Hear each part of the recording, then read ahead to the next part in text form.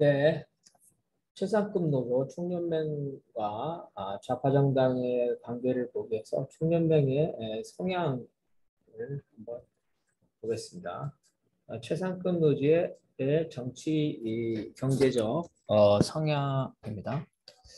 자, 오늘날 대부분의 노동조합은 이제 개별적 노동조합이나 어떤 직종별 산업별 노동조합이 아니라 이제 국민국가 차원에서 총연맹 최상급 노조에 소속돼 있어서 개별 노조들이 이제 최상급 노조의 노선을 따르고 있습니다. 이런 것이 이제 마르크스와 엥겔스 시대하고 다른 거죠. 마르크스와 엥겔스 시대에는 어떤 그 특정 정파가 특정 노동조합을 지배하는 형태, 이러한 정파별 노동조합이 분산되어 있었지만 오늘날 노동조합은 국민국가 차원에서 어, 총연맹이다. 이렇다는 거예요. 그래서 이 총연맹 국민국가 차원의 이 노조는 강력한 국민국가 자본주의과 권력이죠. 그 총자본과 대면하면서 이제 때로는 협상을 하고 때로는 단체 행동을 해서 대립하기도 합니다. 이렇게 최상급 노조 총연맹, 민주노총이다 하면은 총자본 혹은 국민국가의 관계를 중심으로 설정되기 때문에 초창기 이 개별적인 노동조합과 다르게 선택할 수 있는 노선이 이렇게 폭이 많지 않다. 선택의 폭이 넓지 않다는 거죠. 이런 면에서 볼 때 막스 시대와 특히 레닌 시대의 당과 노동조합의 관계를 오늘날 그대로 적용하기는 어렵다는 겁니다. 이게 핵심입니다. 노동조합의 노선을 살펴보면은 조합원의 이제 경제적 실리를 추구하는 이 비즈니스 노선 뒤에 나오는데 미국입니다. 그 다음에 사회적 타협, 국가나 총자본과 타협해서 제도 개선과 경제적 실리를 추구하는 서구의 삼인주의, 코퍼라티즘, 사회적 타협입니다. 사회적 타협, 코퍼라티즘. 코퍼라티즘은 협력이라는 뜻이겠죠.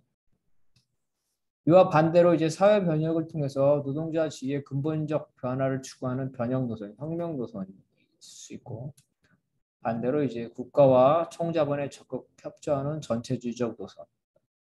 과거에 이제 그 한국노총 뭐 이런 것이 되겠죠. 이런 것들이 이제 이론상 실제로 가능한 노동조합의 노선이라는 겁니다. 그래서 전체주의 노선, 그러니까 국가에 종속되거나 국가에 협력하는 노선은 이제 나치와 같은 파시즘 사회죠.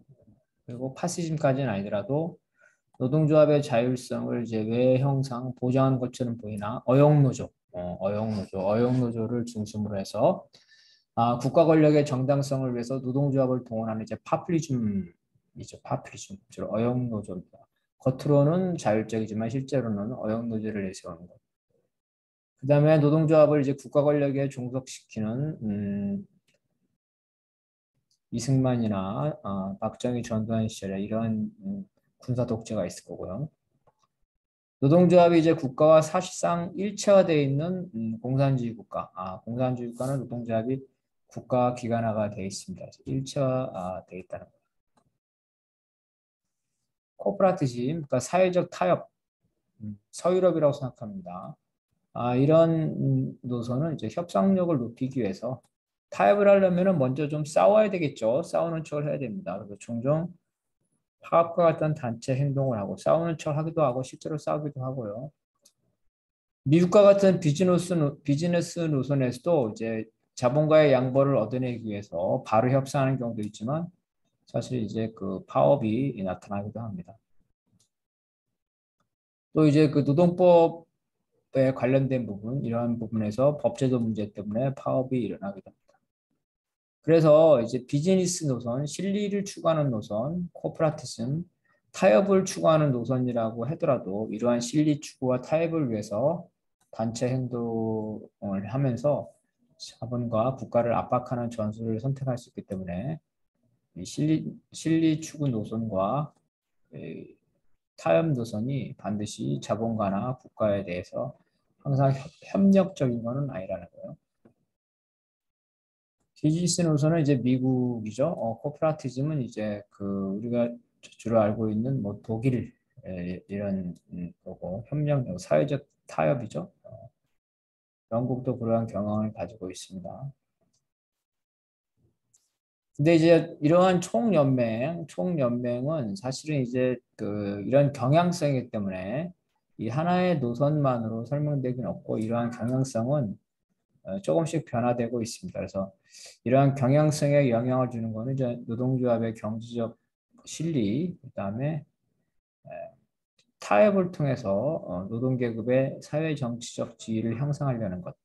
그다음 어쨌든 간에 노동자의 근본적 지위 향상, 즉 자본주의 모순이라는 이러한 다양한 목표를 추구하면서 특정 시기나 특정 사건에 있어서 강조점이 다르다고 볼 수 있겠습니다. 집행부에 따라서 타협을 중시하는 집행부가 있을 거고, 그다음에 투쟁을 중시하는 집행부가 있을 거고, 개선에 중시하는 집행부가 있고, 이제 자본주의의 근본적 모순이라는 이런 집행부도 있을 수 있다는 겁니다.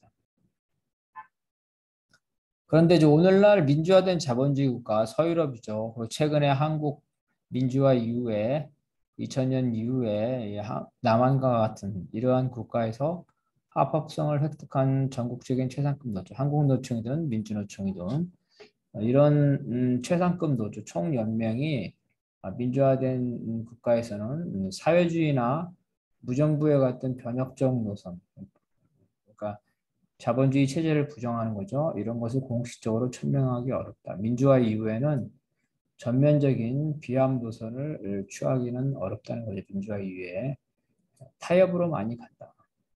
그렇기 때문에 현 체제를 부정하는 변혁적 노선은 민주화 이전에 혹은 부르주아 민주주의가 성숙되기 이전에 18세기 말 유럽이나 혹은 과거 식민지, 그죠? 오늘날 일부 이런 부르주아 민주주의가 확립되지 않은 제3세계에서나 가능한 노선이지 민주화된 사회에서 일부 개별 노조는 그럴 수 있겠지만 총연맹, 국가와 총자본을 대하고 있는 총연맹 차원에서 사회주의나 무정부주의적 노선은 찾아보기 어렵다.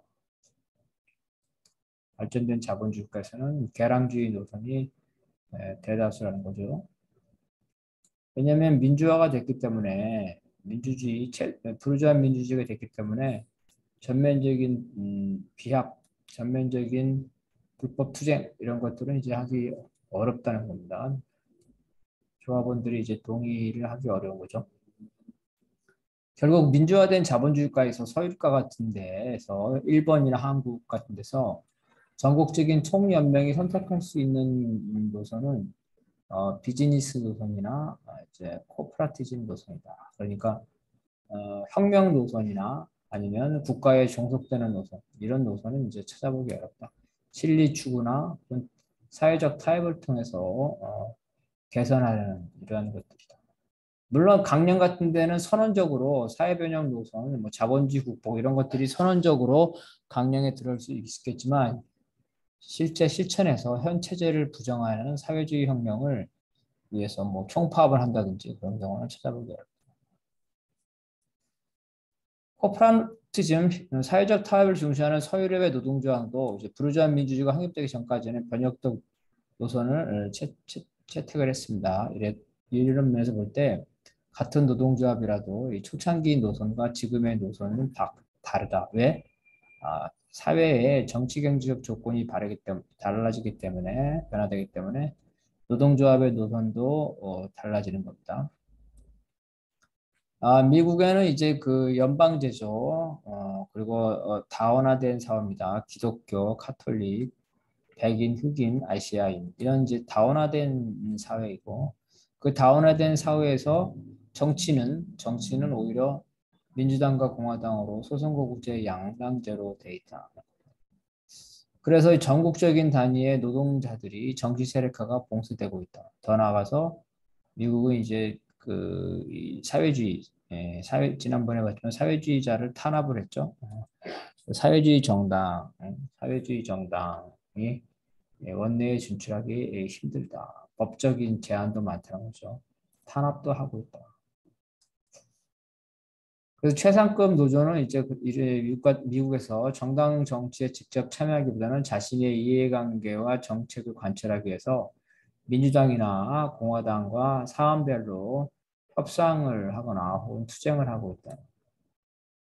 그래서 미국과 같은 이런 나라에서 분산적인 나라에서 최상급 노조가 전국적인 총파업을 통해서 총자본과 국가를 압박해서 전국적으로 무슨 사회적 타협을 하는 일은 찾아보기 어렵다. 특히 연방국가이기 때문에 분산적인 연방국가라서 전국적인 노사정 타협이라는 것은 찾아보기 어렵다는 거죠.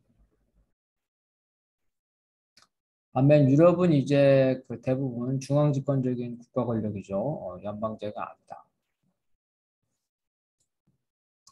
그래서 이제 독일 같은 경우도 연방제지만 실제로 미국에 비하면 훨씬 더 중앙집권적인 국가 권력 구조죠. 이 안에 이제 또 좌파 정당이 존재합니다. 그래서 전국적인 단위의 노동자의 정치 세력화가 실현됐죠. 실현됐고 혹은 추진되기 때문에 이 좌파 정당이 있으면서 이 좌파 정당을 지지하는 노동조합 총연맹이 있다. 뭐 특정 노동조합을 지지를 하죠. 심지어 직접 정당 정치에 참여하기도 한다. 그리고 파업을 통해서 전국적인 규모의 사회적 타협의 주체로 나선다. 통상 사회적 타협의 경우에는 노동조합, 국가, 정부, 그다음에 정당 이런 주체가 되겠죠.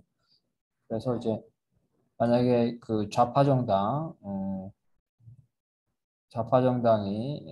독일 3인당, 독일 3인당이나 영국 노동당이 집권했을 때 그런 노동당 당과 그다음에 그 정부, 그다음에 총연맹 이게 이제 과거에 이런 타협을 했다는 겁니다. 유럽의 경우에 국가마다 약간의 차이가 있지만 최상급 노조가 이제 총파업을 통해서 직접 총자본과 국가를 압박해서 양보를 얻어낸다. 코퍼레티즘 성향을 가지고 있다는 겁니다. 그래서 노동당, 노동당의 경우는 이제 최상급 노조가 노동당을 지지해서 노동당이 집권하면 노동당 정부에 협력을 하거나 그렇지 않고 이제 보수당 정부에 대해서는 이제 총파업을 통해서 압박을 해서 양보를 이끌어내는 이런 형태로 해서 어쨌든 간에 우호적인 정당이거나 아니면은 그 보수 정당이거나 어쨌든 간에 협상이나 혹은 투쟁을 통해서 결국 사회적 타협으로 가려는 복지국가 모델, 삼민주의 모델이라는 것이 이제 서유럽의 경우에 공통적으로 지니고 있다고 볼 수 있겠습니다.